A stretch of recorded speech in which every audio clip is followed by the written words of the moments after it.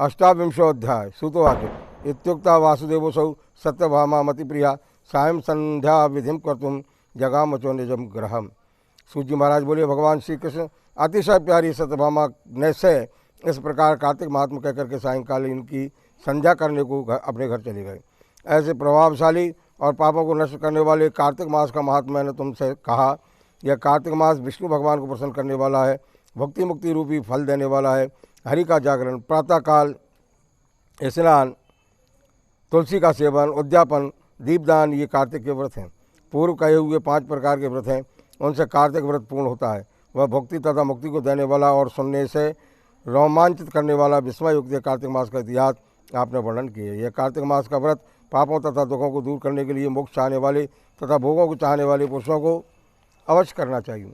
इस व्रत में स्थिति कोई मनुष्य संकट में पड़ जाए अथवा कठिन मन में स्थित हो तथा रोगों से पीड़ित हो तो वह मनुष्य शुभ कार्तिक का व्रत कैसे करे, क्योंकि अत्यंत फल को देने वाला यह व्रत मनुष्य को न त्यागना चाहिए। सूत जी महाराज बोले, ऐसे सदा दृढ़ व्रत करने वाला पुरुष यदि आपदा में पड़ जाए तो विष्णु या शिव मंदिर में हरि का जागरण करे। यदि शिव तथा विष्णु का मंदिर भी ना हो तो किसी देवता के स्थान में करे। यदि कठिन वन में स्थित हो अथवा आपत्ति में पड़ा हो तो पीपल के वृक्ष के नीचे अथवा तुलसी के वन में जागरण करे। विष्णु के समीप विष्णु के नामों का प्रबंध का गान करे।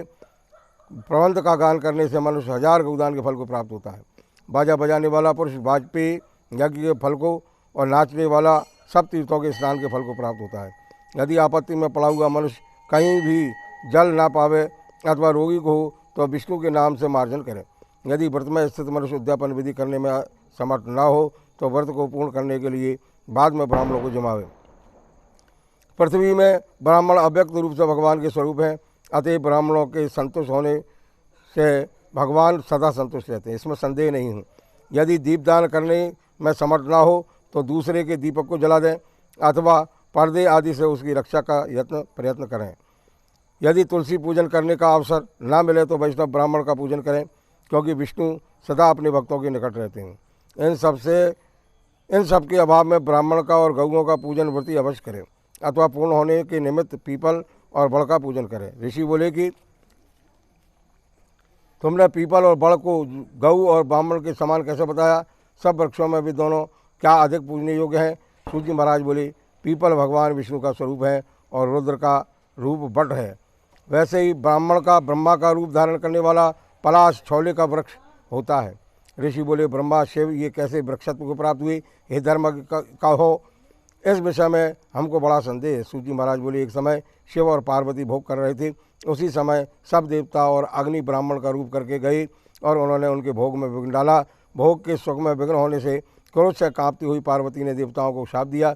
पार्वती बोली, जितने कृमि कीटादि हैं वे भी भोग सुख को जानते हैं, सो उस भोग सुख में विघ्न करने वाले तुम सब देवता वृक्ष रूप हो जाओ।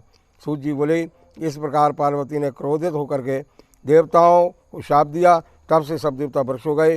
हे मुनीश्वर, तदंतर ये दोनों विष्णु और महादेव पीपल बट रूप हुए।